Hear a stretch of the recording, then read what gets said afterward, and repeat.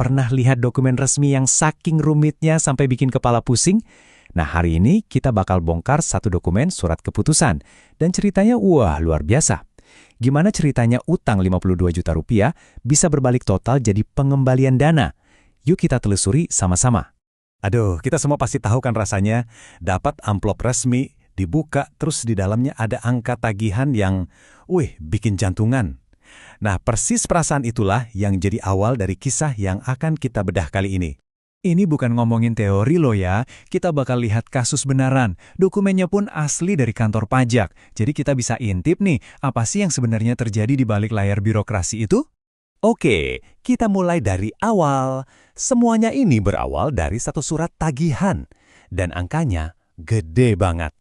Jadi di satu sisi ada tokoh utama kita nih, seorang pengusaha namanya Desi. Nah, di sisi lain ada masalahnya. Dapat surat tagihan pajak atau yang biasa disingkat STP. Ini surat resmi yang isinya yaitu tagihan utang pajak yang katanya harus dibayar. Dan inilah dia angkanya. Surat tagihan yang diterbitkan tanggal 3 Juni 2025 ini nilainya Rp52.645.663. Wow, angka segitu jelas bikin kaget siapapun kan? Tapi ceritanya nggak berhenti di situ. Gak lama kemudian, muncul surat lain. Dan surat inilah yang membalikan keadaan 180 derajat. Namanya Surat Keputusan Pembatalan. Inti dari surat itu bisa diringkas dalam satu kata. Satu kata yang dicetak pakai huruf kapital semua dan mengubah segalanya. Membatalkan. Nah, ini dia kalimat resminya. Surat ini dengan tegas bilang, membatalkan surat tagihan pajak nomor sekian-sekian, tanggal sekian. Artinya, utang 52 juta itu batal. Nggak ada lagi, hilang, lenyap, begitu aja. Pasti pada nanya kan, loh kok bisa? Nah, ini yang menarik. Ternyata sistemnya itu bisa loh memperbaiki kesalahannya sendiri. Gimana caranya? Yuk, kita lihat prosesnya. Kuncinya ada di frasa ini nih, secara jabatan. Apa sih artinya? Gampangnya, pembatalan ini bukan karena si wajib pajak protes atau ngajuin banding. Sama sekali bukan. Ini murni inisiatif dari kantor pajaknya sendiri. Sistem internal mereka nemuin ada yang ngeberes, terus mereka sendiri yang proaktif benerin. Jadi prosesnya tuh kira-kira begini. Pertama, kantor pajak dapat data atau informasi baru. Terus yang kedua, data baru itu diteliti secara internal. Di kasus ini bahkan ada laporannya sendiri. Nah, dari hasil penelitian itu, yang ketiga, mereka sadar, wah tagihan yang kemarin salah nih. Makanya mereka langsung keluarin surat pembatalan. Oke, sekarang kita sampai ke bagian yang paling ditunggu-tunggu, the bottom line. Jadi, gimana hitung-hitungan akhirnya setelah semua proses ini?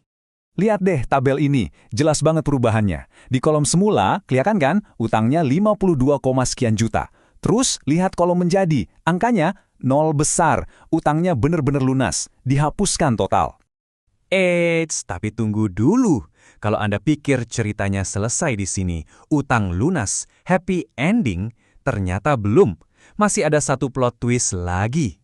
Perhatikan angka ini. Ada tanda minus di depannya. Negatif Rp1.988.951. Ini artinya apa? Ternyata wajib pajak ini udah sempat bayar sebagian dari tagihan itu. Nah, karena tagihan awalnya sekarang dibatalkan, uang yang udah terlanjur masuk itu statusnya jadi lebih bayar. Gampangnya, sekarang malah negara yang berutang ke wajib pajak. Coba bayangin, dari ditagih 52 juta, sekarang malah dapat pengembalian dana hampir 2 juta. Luar biasa kan? Oke, ceritanya seru. Tapi, apa pelajarannya buat kita semua? Ada beberapa hal penting banget nih yang bisa kita petik dari kasus ini. Kalau Anda nanti terima dokumen semacam ini, coba deh perhatiin, sering ada QR code kayak gini. Ini bukan cuma pajangan loh. Coba aja pindah pakai HP, biasanya itu langsung nyambung ke sistem buat ngecek dokumennya asli atau enggak. Penting banget ini, biar kita yakin suratnya sah bukan abal-abal atau penipuan. Yuk, kita rangkum ya pelajaran pentingnya.